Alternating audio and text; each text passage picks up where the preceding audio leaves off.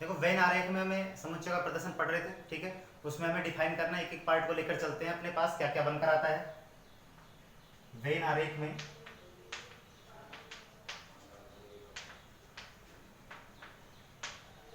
समुच्चयों का प्रदर्शन यानी representation of sets in Venn diagram, ठीक है। तो यहां से अपने पास इनको हमें कैसे डिफाइन करना है वो देखते हैं। देखो पहला अपने पास ऑप्शन हमने जो पहला पढ़ा था वो समुच्चयों का सम्मिलन या संघ पढ़ा था, ठीक है। तो उससे रिलेटेड हम कुछ पार्ट्स कर लेते हैं।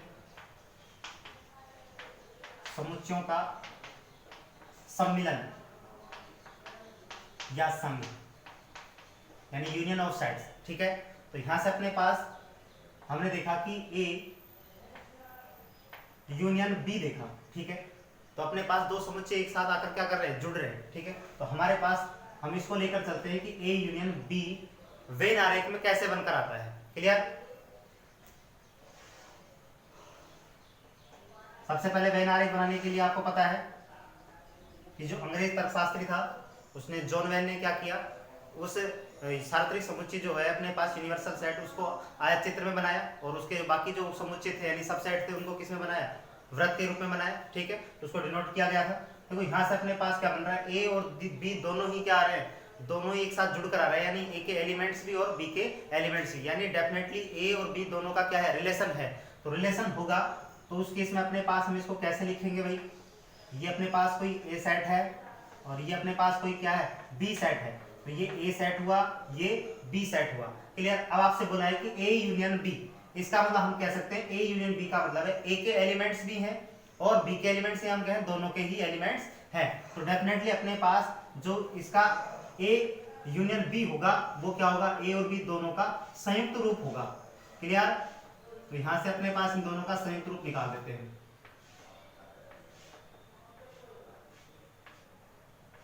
देखो ये अपने पास क्या बनकर आएगा, इसका संयुक्त रूप बनकर आएगा, जो छायांकित भाग आप देख रहे हैं ये ए यूनियन बी है। क्लियर।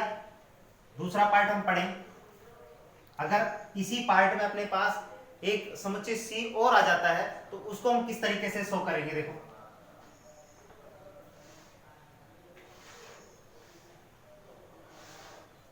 यानी अपने पास एक क्रम विनिमय नियम का पालन कर रहा है, अगर हम बी को पहले और ए को बाद में लिखें, साचरता की कंडीशन के लिए तीन सेट्स हों तो किस प्रकार से अपने आप को दिखाएंगे, ठीक है।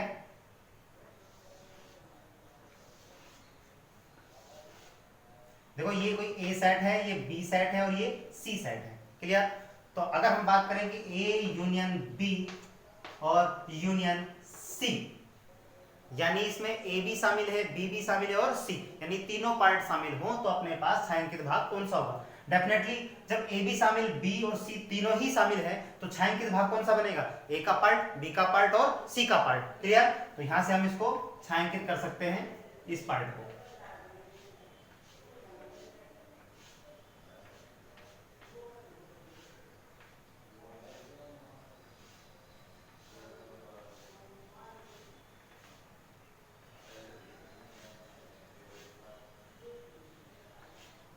हमने इसको डार्क कर दिया है, ठीक है। ये छायांकित भाग ही क्या कहलाएगा आपके पास, A union B union C कहलाएगा। अगर इसको हम ब्रैकेट को चेंज कर दें तो अपने पास ये साचार्य नियम का पालन करता है, एसोसिएटिविटी की कंडीशन को फॉलो करता है। क्लियर। तो यहाँ से अपने पास ये क्या बन गया, A union B union C बन गया है, जो अपने पास क्या है, समुच्चयों का सम्मिलन या संघ है, ठीक है। तो अपने पास इसको आप होमवर्क में लिखें, ठीक है। तो इस कंडीशन को हम आगे बढ़ाएंगे।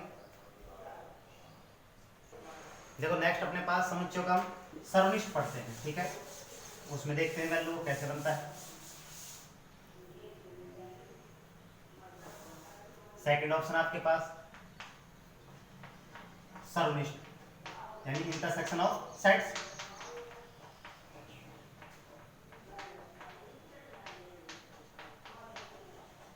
देखो यहां से अपने पास क्या होगा,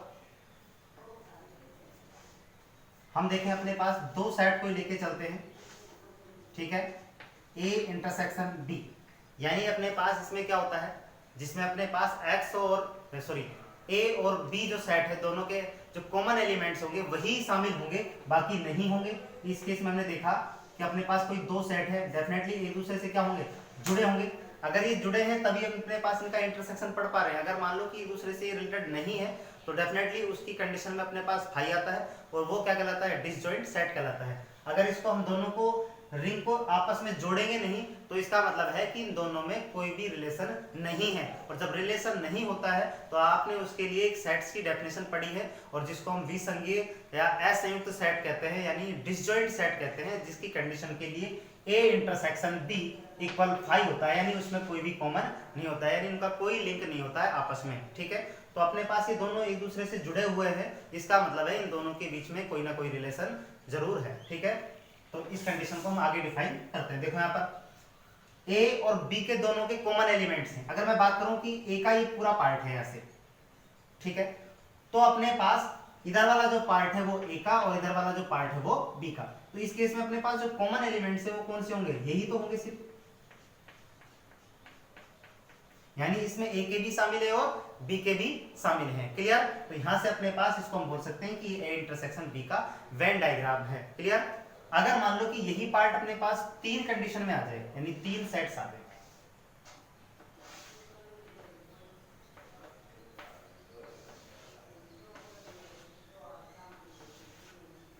ठीक है, ऐसी कंडीशन बना तब अपने पास इसको हम ए सेट लेते हैं, इसको बी सेट लेट कर लेते हैं, इसको सी। क्लियर, अब हम देखें कि अपने पास ए इंटरसेक्शन बी और इंटरसेक्शन सी होते, यानी ए बी सी तीनों के कॉमन पार्ट हैं। तो तीनों के पार्ट कॉमन किस में जाएंगे अपने पास, जिसमें ए का भी शामिल हो, बी का भी शामिल हो और सी का भी शामिल हो। उस केस में अपने पास देखो यहाँ पर देखो ए भी शामिल है, बी भी शामिल है और सी भी शामिल है। सबसे पहले ए इंटरसेक्शन बी देखते हैं। देखो इसको टुकड़ों में बनाएंगे, तो टुकड़ों में कैसे बनाएं इसको मैं दूसरी कंडीशन से अप्लाई करता हूं। देखो इसके पार्ट में पहला पार्ट लिख रहा हूं, ठीक है, तो पहला पार्ट बना के लाता हूं इसका।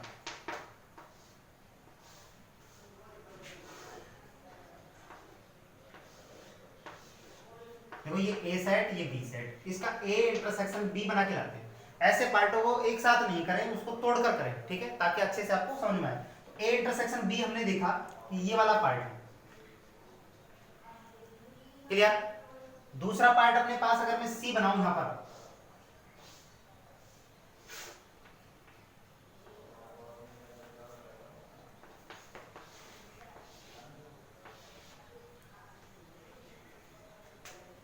ये ए ये बी और ये सी, तो यहां पर अपने पास सी टोटल पार्ट देख रहा हूं, टोटल सी, ये आपका सी पार्ट। ठीक है, अब हम यहां पर देखें कि अपने पास जो कॉमन पार्ट है वो क्या है। देखो ए और बी का जो कॉमन पार्ट है ये वाला हिस्सा है और सी अपने पास ये टोटल है और तीनों में से आपको कॉमन छांटना है। तो डेफिनेटली आपके पास ये कॉमन पार्ट यही तो बनेगा सिर्फ, जिसमें ए शामिल है, बी शामिल है और सी शामिल है, क्योंकि ये हिस्सा टोटली ए का है, ये हिस्सा टोटली बी का और सी का है, ये हिस्सा टोटली ए और सी का है, जिसमें बी नहीं है। तो ये अपने पास कौन सा पार्ट आएगा जो अपने पास कॉमन बनाएगा। तो कॉमन पार्ट क्या, देखो ये वाला जो पार्ट है वो ए इंटरसेक्शन बी का यानी ए और बी का कॉमन पार्ट है।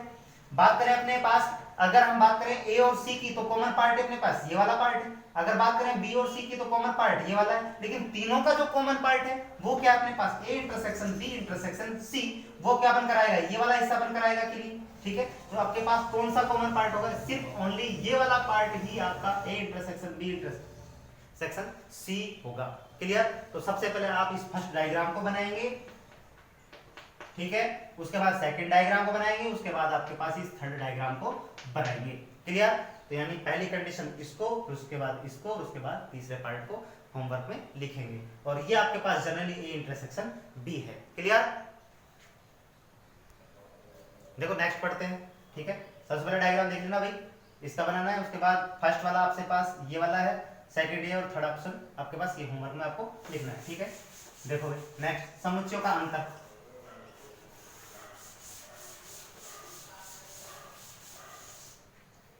हम पर एग्जांपल लेकर चलेंगे बाद में। ठीक है, तो थर्ड ऑप्शन आपके पास है अंतर, डिफरेंस ऑफ सेट्स। ठीक है, देखो अपने पास यहां पर इस केस में अपने पास समुच्चयों के अंतर के लिए a माइनस बी या b माइनस ए कोई भी पार्ट लेकर चले हम। ठीक है, मान लो इसका पहला ऑप्शन हमने ले लिया a माइनस बी बनाना है।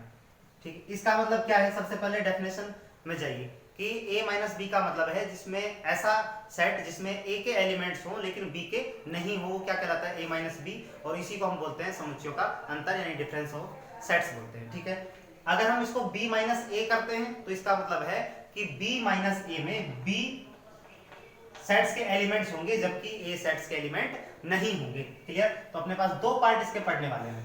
देखो यहां से हम इसको डायग्राम बनाते हैं।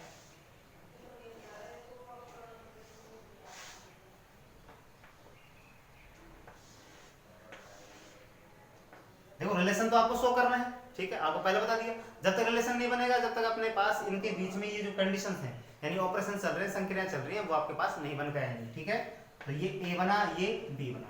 क्लियर? तो यहां पर है a माइनस बी यानी b नहीं है, टोटली क्या है a है। तो टोटली a कब होगा? जब हम इसमें से वो कॉमन पार्ट भी बाहर निकाल दें जो a और b दोनों का संयुक्त रूप है। तो अपने पास सिर्फ a होगा, तो सिर्फ a के एलिमेंट्स कैसे बनेंगे?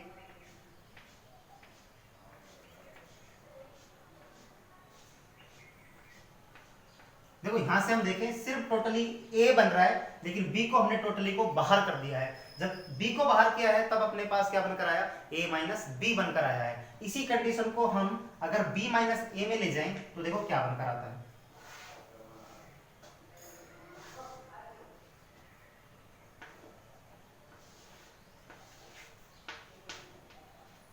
देखो यहां से अपने पास टोटली b होगा लेकिन क्या नहीं होगा? a नहीं होगा। तो इस केस में अपने पास कौन सा बनेगा?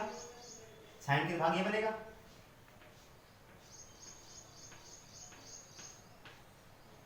ठीक है, तो यहां से हम देखेंगे अपने पास जो छायांकित भाग है वो कौन सा है? सिर्फ b आपको शो हो रहा है, a शो नहीं हो रहा। a को हमने टोटली क्या कर दिया है? बाहर कर दिया है। इस केस में अपने पास a माइनस बी डिफाइन हुआ और b माइनस ए डिफाइन हुआ। इसी प्रकार से आप दूसरे भी सेट्स लेकर उसको डिफाइन कर सकते हो। क्लियर? देखो नेक्स्ट देखते हैं, इसका समुच्चय का पूरक देखते हैं।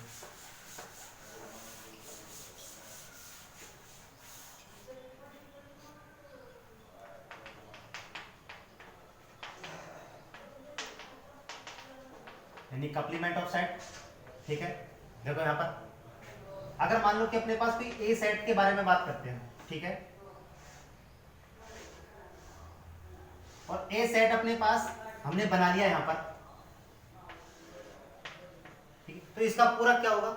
जिसमें अपने पास कोई सार्वत्रिक समुच्चय यूनिवर्सल सेट है, उसमें अपने पास उसका जो सबसेट होता है उसको हम अगर निकाल दें तो बाकी बचा हुआ पार्ट अपने पास क्या होता है? उसका पूरक समुच्चय होता है यानी कॉम्प्लीमेंट सेट होता है। तो मान लो कि अपने पास ए की बात करें तो ए अपने पास सेट ये है। ठीक है,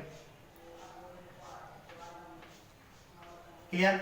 अगर बात करें पूरक समुच्चय की तो यहां पर देखें भाई,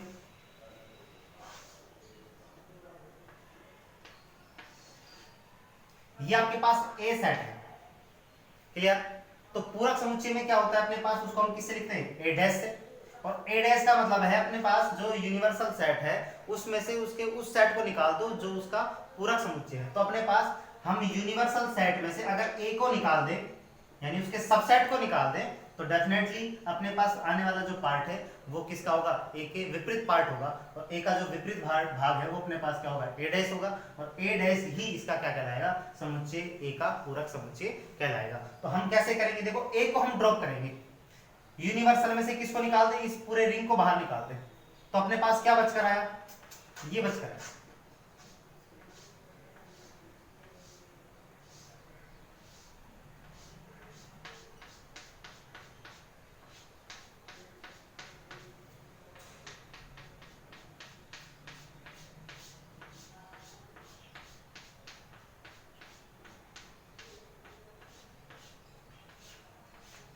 देखो अपने पास पार्ट बनकर आया ये वाला, हमने ए रिंग को यानी ए समुच्चय को छोड़ दिया है। बाकी अपने पास बचा हुआ पार्ट जितना भी होगा यूनिवर्सल सेट में जितने भी एलिमेंट्स होंगे ए को छोड़कर वो सभी एलिमेंट्स किसके होंगे? ए डैश के होंगे। क्लियर? यही अपने पास क्या कहलाता है? समुच्चय का पूरक कहलाता है यानी अपने पास कॉम्प्लीमेंट ऑफ सेट कहलाता है किसी भी समुच्चय के लिए। क्लियर?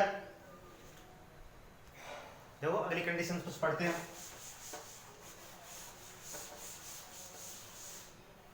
देखो एक थ्योरम आएगी अपने पास De Morgan theorem. De Morgan theorem, ठीक है, उसमें अपने पास क्या होगा? हम वेन आरेख से पढ़ रहे हैं उसको, तो ये अपने पास बनेगा A intersection B dash equal होगा A dash union B dash. ठीक है, ऐसी कुछ कंडीशंस बनेगी, लेकिन उस कंडीशंस को हम फॉलो नहीं कर रहे हैं, बाद में पढ़कर आएंगे इस चीज को। तो थोड़ा सा आपको इसमें बता दूं कि अपने पास बनकर क्या आता है। ठीक है, A dash union A union B dash होता है A dash intersection B dash. यहाँ पर आपको क्या करना है, इंटरसेक्शन है तो यूनियन बनाना है और डैश को दोनों पर लगाना है। ठीक है, और ए यूनियन है तो अपने पास उसको इंटरसेक्शन बनाना है और दोनों पर डैश लगाना है। लेकिन इससे रिलेटेड मैं दो पार्ट आपको लेकर चलता हूँ और यहाँ से हम डिफाइन करते हैं कि अपने पास क्या क्या बनकर आता है। ठीक है, तो देखते हैं। मतलब देखो, अगर हम बात करें, जब पूरक समुच्चय की बात कर रहे हैं तो पूरक समुच्चय में डी मॉर्गन प्रमेय शामिल हो जाती है। ठीक है, तो यहाँ से अपने पास हम पहले पार्ट की बात करें तो ए यूनियन बी और डैश निकालें।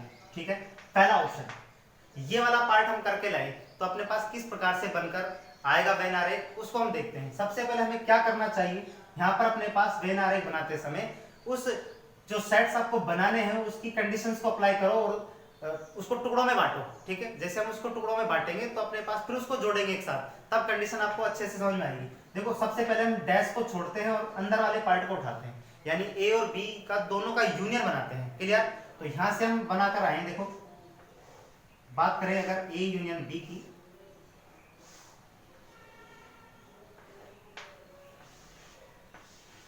देखो ये ए सेट ये बी सेट। ठीक है, और मैं बना के ला रहा हूं आपको ए यूनियन बी। तो यहां से अपने पास ए यूनियन बी बनाए तो इसका मतलब है ए के एलिमेंट्स भी और बी के एलिमेंट्स दोनों के शामिल हैं। हमने पहले से ही रीड किया अभी कि अपने पास जो ए यूनियन बी है वो दोनों का संयुक्त रूप है, यानी ए और बी दोनों ही शामिल हैं। तो अपने पास ए और बी दोनों कैसे होंगे, देखो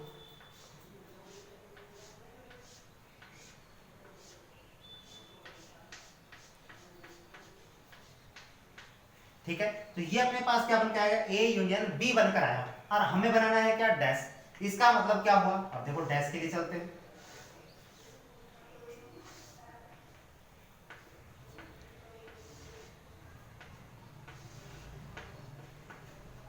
देखो यहां से अपने पास सबसे पहले ए यूनियन बी है। ठीक है, तो जो डैश होगा वो क्या होगा, ए यूनियन बी का जो डैश है वो यूनिवर्सल में से हम क्या आउट कर दें, ए यूनियन बी आउट कर दें। यानी कहने का मतलब इसको हम ए सेट लेट करें, इसको क्या लेट करें, ए लेट करें, तो अपने पास ये क्या बना, ए डैश, और अपने पास यूनियन में से क्या करना है, ए आउट करना है। यही तो मतलब है इसका। ठीक है, तो इसका मतलब ए यूनियन बी को हमने ए सेट लेट किया तो ये बना ए डैश, और ए डैश होता है यूनिवर्सल में से उस सेट्स को आउट करना। तो उस सेट्स को हमने क्या कर दिया, आउट कर दिया। तो अपने पास क्या बनकर आया, ये बनकर आया ए डैश, यानी ए यूनियन बी का डैश। तो यही कंडीशन अपने पास ए यूनियन बी को हम आउट कर देते हैं यूनिवर्सल में से। तो इस पूरे को जो छायांकित भाग आपको दिख रहा है इसको आउट करेंगे तो अपने पास क्या बनकर आएगा, ए यूनियन बी का डैश बनकर आएगा। ठीक है, तो यहां से हम देख सकते हैं कि अगर हम ए यूनियन बी को आउट करें तो अपने पास जो छायांकित भाग है वो ये बनकर आएगा।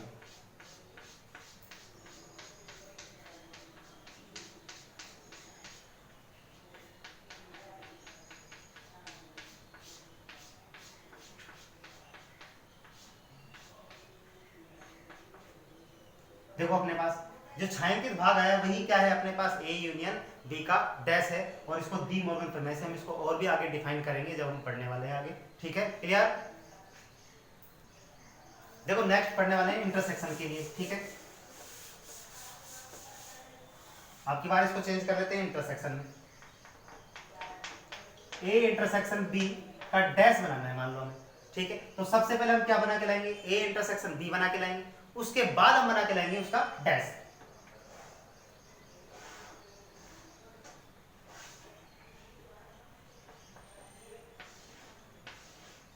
ये ए बना, ये बी बना। देखो सबसे पहले मैं बना रहा हूं ए इंटरसेक्शन बी, तो आपने भी बनाया थोड़ी देर पहले। ए इंटरसेक्शन बी जो था वो क्या था, दोनों का कॉमन पार्ट। क्लियर? और यहां से हमें क्या बनाना है, इनका डैश।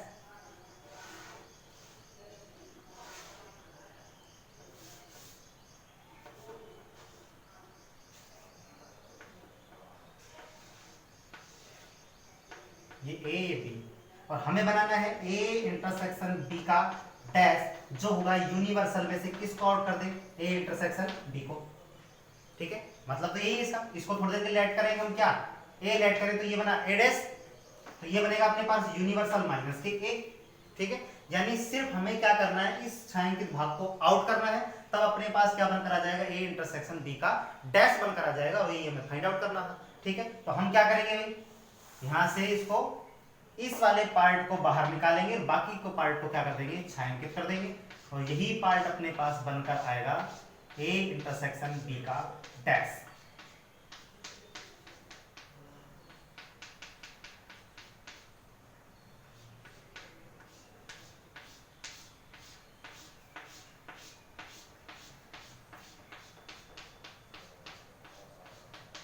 यहां से देखिए अपने पास सिर्फ ओनली ये पार्ट आपका ब्लैंक है।